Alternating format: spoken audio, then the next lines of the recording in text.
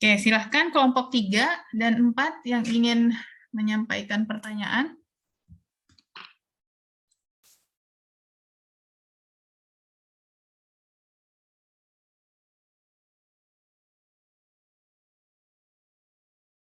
Oke, kelompok 3 ada Rizka Amelia, Nurifa, Angelia, Syifa, Widya, Umi Hasanah, Raihan, Fahrezi, Nadila, Anak, Farhah. Ada yang mau bertanya nggak?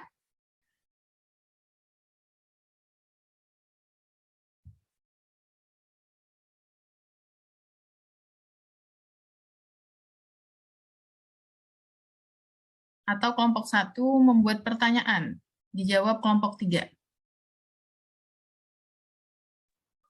Nah, Ibu izin bertanya. Ya, silakan Rizka. Saya izin bertanya pada kelompok 1. Kalau nggak salah di slide PPT-nya terdapat ada 5 R, yaitu apa itu, reuse, terus recycle, terus dan sebagainya. Pertanyaan saya, tolong dijelaskan kembali maksud dari 5 R itu programnya seperti apa?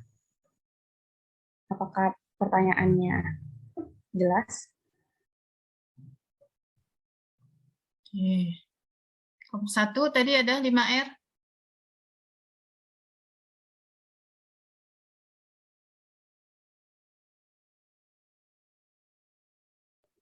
Mana kelompok 1? Mohon maaf, Ibu, sepertinya tidak ada mengenai 5R. Ya, itu untuk kelompok 2. Kelompok 2 ya. Iya, Ya. barusan. Ya. Oke, yang lain?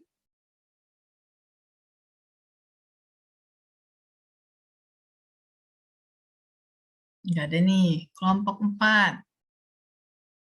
Kelompok 4 ada Putri, Amelia, Kamila, Riko, Sari, Lisa, Rizka Kurnia, Alvina, Damayanti, Azri, Alia, Nurul Anjani. Oke. Izin bertanya. Ya, silakan. Untuk kelompok 1, kalau nggak salah di bagian cara untuk mengatasi degradasi lahan itu ada membuat saluran pelepas air. Nah, maksud dari saluran pelepas air itu seperti apa ya? Terima kasih.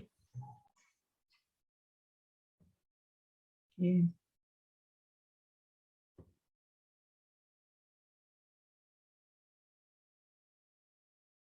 Mau dijawab atau ada lagi yang mau bertanya?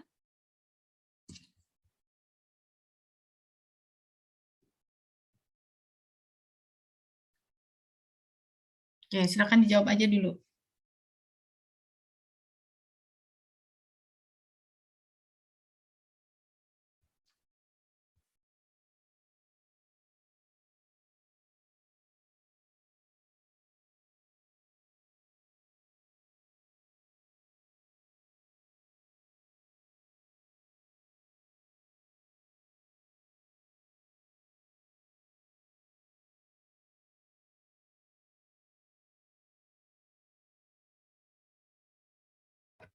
Izin menjawab untuk pertanyaan Alia, Bu. Ya, silakan Bella. Ya, jadi untuk upaya yang dilakukan untuk mengatasi degradasi lahan itu salah satunya itu dengan cara saluran pelepas air. Nah, biasanya di daerah saluran pelepas air ini biasanya di daerah yang memiliki curah hujan tinggi itu tanahnya kan akan lebih sering basah ya, dan juga akan terkena aliran air hujan. Nah, apabila tanah tersebut itu berupa lerang gunung atau bukit atau bahkan dataran tinggi, maka si saluran pelepas air ini menjadi solusi yang pas gitu.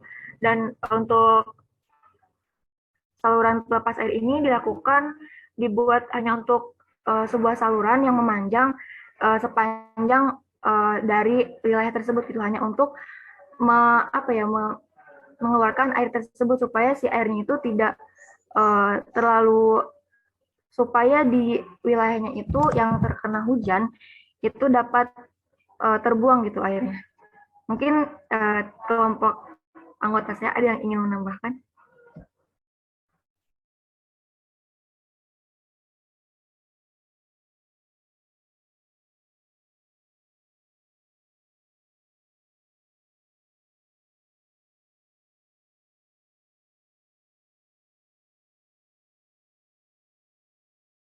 Ya, gimana Alia tadi?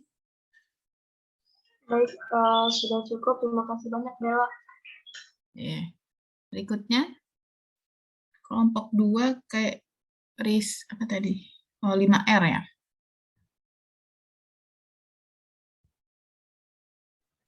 Izin jawab, sebelumnya mau nanya, Rizka nanyanya 5R atau 4R ya, soalnya 4R. 4R ya. Oke. Baik. Jadi 4R ini terdiri dari reuse. Reuse itu jadi penggunaan kembali sampah yang masih dapat digunakan. Contohnya itu penggunaan botol bekas minum untuk dijadikan pot bunga. Terus ada reduce, reduction itu artinya mengurangi segala sesuatu yang mengakibatkan sampah atau mengurangi sampah. Contohnya itu mengurangi pembelian botol plastik dan tas kresek. Terus ada replace, itu penggantian atau pemakaian alternatif barang. Contohnya itu menggunakan sapu tangan untuk mengganti tisu. Terus yang keempat itu recycle. Recycle ini mendaur ulang sampah menjadi sebuah barang baru. Contohnya pembuatan tas dari bungkus kopi. Seperti itu, Rizka. Apa bisa dipahami?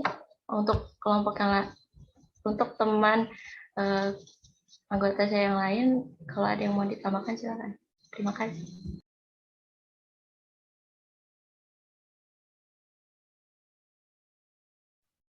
Oke, cukup ya Rizka? Cukup. Oke. Menarik kaitannya dengan kegiatan 4R ini ya, di artikel kan kaitannya dengan pengelolaan hasil dari penyelenggaraan makanan pasien ya. Nah, apakah sudah ada di artikel itu disampaikan bahwa mereka sudah mulai melaksanakan kegiatan salah satunya atau bagaimana?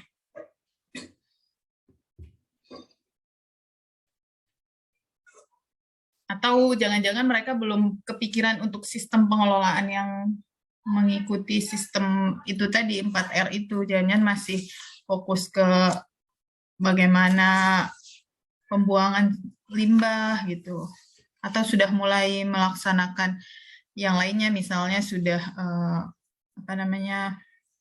recycle gitu ya. Ada nggak ya disebutkan di artikelnya? Izin menjawab, Bu. Ya, silakan Afifah. Dari artikel itu sendiri sih, kalau mengenai pembahasan 4R itu belum ada gitu, kayak mereka lebih fokusnya itu kan tentang kayak pengelolaan lingkungan hidupnya gitu kan ya.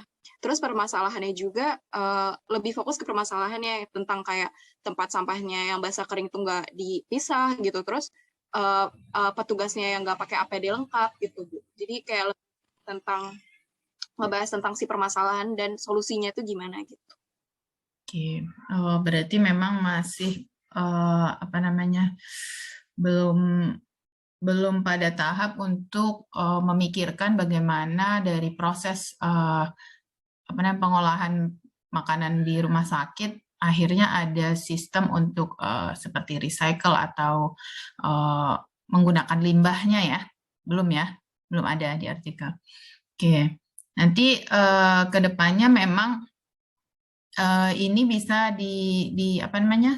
bekerja sama dengan biasanya namanya itu saniter ya, saniter rumah sakit gitu ya, atau ya bagian kesehatan lingkungan dari rumah sakit, bagaimana agar biasanya karena limbah dari pengolahan pangan ini kan sisa makanan gitu ya, yang memang bisa diolah lagi gitu ya, diolah dalam arti mungkin dijadikan pupuk atau setelah dipisah yang plastik mungkin di recycle dan lain sebagainya gitu ya. Jadi memang nanti bisa mungkin didalami lagi jika kaitannya nanti akan mendalami bagaimana proses pengolahan makanan pasien gitu ya di rumah sakit. Nah, kalau yang pernah Ibu lihat itu sebenarnya kaitannya dengan limbah makanan itu di PT Yakult ya. Mungkin kamu ada yang pernah ke pabrik Yakult nggak? Belum ya. Oke, jadi di pabrik Yakult itu Ibu ke sana itu berapa kali ya? 2 kali mungkin. Pertama waktu jadi mahasiswa gitu ya. Jadi ya ikut field trip gitu, kunjungan lapangan, melihat produksi dari Yakult itu bagaimana fermentasinya gitu ya. Kemudian alurnya sampai kemudian dia pembuatan botolnya dan lain sebagainya. Dan dalam prosesnya itu mereka sudah melakukan yang namanya pengolahan limbahnya. Artinya botol-botol misalnya yang udah bekas itu nanti diolah lagi, di recycle lagi untuk membuat botol baru.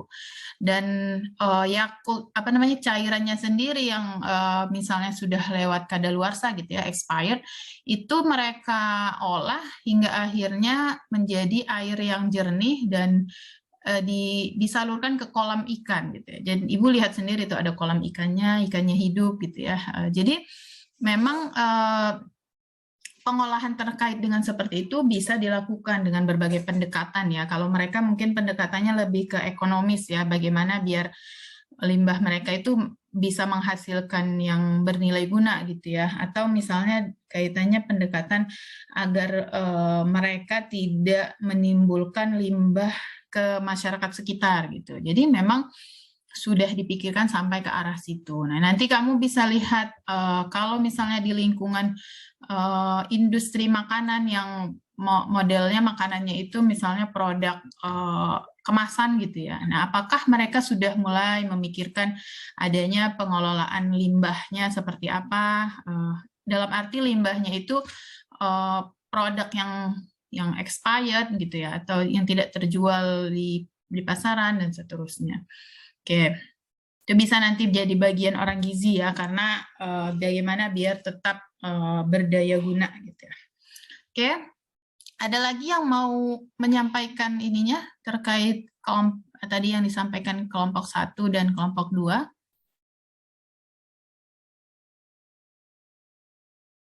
Oke, cukup ya.